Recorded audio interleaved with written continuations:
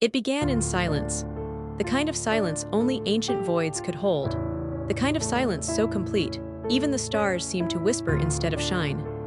At the heart of the Perseus Veil, wrapped in thick quantum fog and cloaked in gravitational anomalies, was a region no ship ever entered willingly.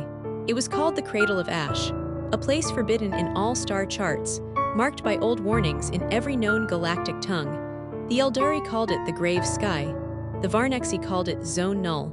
The Grell simply referred to it in a low-frequency hum that translated roughly to never disturb. Why? Because the oldest story in the galaxy had one law: don't wake the humans. No one really remembered why. The species was lost to time, their origin planet swallowed by myth. There were no records, only rumors. That humanity had once ruled the stars. That they had built suns, silenced black holes, tamed time. That their wars had scorched whole arms of galaxies. That eventually they disappeared, not extinct but asleep. Hidden, buried. But one constant always remained: leave them alone. For 10,000 cycles, the rule was honored. Then the Varnexi Empire broke it. It was not malicious, merely ambitious. They had discovered an anomaly in the cradle, what appeared to be a dormant Dyson sphere half-merged with a neutron star. The energy readings were beyond comprehension. Emperor Zalak IV, newly crowned and eager to prove his legacy, ignored the warnings. Old myths don't power empires, he said. The Varnexi sent in the excavation fleet, 60 vessels, 500,000 crew, escorted by warships bristling with matter lances and entropy bombs. They arrived with pride and drills. They didn't return. What returned instead was a pulse. One single burst of tachyon radiation that spread like wildfire. It lit up every sensor in the galaxy for 60 seconds. Across millions of light years, communications were jammed. AI minds went silent, psychic species howled in pain. The cradle had stirred. On Azura 9, the planetary mind of the Eldari screamed before going dark. On the trade world of Hellier, time itself fractured for a minute, as future and past bled into the present. The Starmonk siren of the worm cult fell to his knees and uttered only one word: awakened. A week later, the first human ship emerged. It was not made of metal. It was not driven by fuel. It pulsed with sentient light, folded dimensions like paper, and sang gravity into submission. It didn't broadcast signals, it simply was. The galaxy panicked. The Council of Nine convened in chaos. Armadas mobilized. Warnings were reissued, but it was too late. From the cradle came not one but thousands of ships. Not built grown, sleek, adaptive, alive, and aboard them were the humans.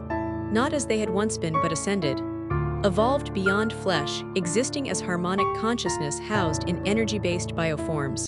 Each human carried 1,000 lifetimes in their mind. They remembered everything, including why they slept.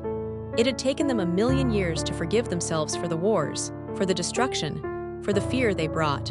They had sealed themselves away so the galaxy could heal. And now, someone had opened the door. At the head of the awakening was a human named Lyra Voss, once a starborn physicist, now something more. With eyes like collapsing stars and skin made of dreamlight, she had returned, not to conquer, but to understand. It was on a dying Varnexi station that she found Kelnar, a wounded alien diplomat. He had been trying to escape the fallout of the excavation and was abandoned by his own fleet. She should have ignored him. But humans, it turns out, were still human. She saved him. And as he lay healing in a human bioship, drifting above the ruins of his civilization, they spoke. "Why didn't you destroy us?" he asked. Lyra's voice was like music woven into gravity. "Because we remember what it is to be broken." A strange bond formed. Not love at first, but a kind of wary recognition. He, a being of regret and responsibility. She, a being of power and memory. Over weeks, Kelnar told her everything: the galaxy, the species, what had changed, what hadn't, and she listened. The humans did not attack. They observed, they reconnected. Some worlds welcomed them in fear, others begged for help, and others plotted. The Dragil Coalition, arrogant and militaristic, believed the humans were vulnerable in their transition back into the universe. They launched a preemptive strike. The Dragil ceased to exist in 0.7 seconds. Lyra watched it happen. She hadn't wanted it, but her people didn't believe in second warnings anymore. Too much history behind their eyes. Kelnar wept. "You'll become gods again," he whispered. "And gods don't feel." She turned to him. "Then remind us." He kissed her. It shocked them both. not because of species, not because of consequence, but because in that single act, Lyra felt something she hadn't in millennia. Alive. Their romance was quiet. It was not one of dramatic declarations, but shared silences and long stares between stars. Lyra showed him Earth's memory gardens, where the dreams of the long dead bloomed in light. He showed her the ruins of his homeworld, where children still sang in the shadows. It wasn't perfect. She was power barely contained. He was guilt carved into bone, but they understood each other in ways no one else could. And it changed everything. The humans, led by Lyra, proposed a new council, one not based on power but memory.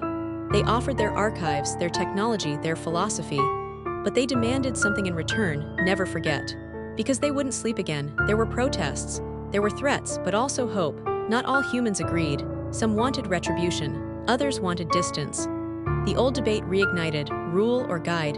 In the end, Lyra made her choice. She wouldn't lead Earth into dominion. She would lead it into redemption.